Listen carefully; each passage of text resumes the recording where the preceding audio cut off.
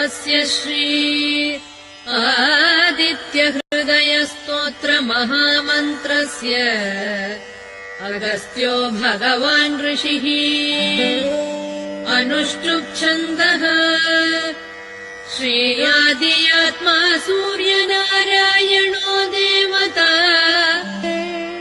निरस्ताशेषविघ्नतया ब्रह्मविद्यादिसिद्ध्यर्थे सर्वत्र जयसिद्ध्यर्थे जपे विनियोगः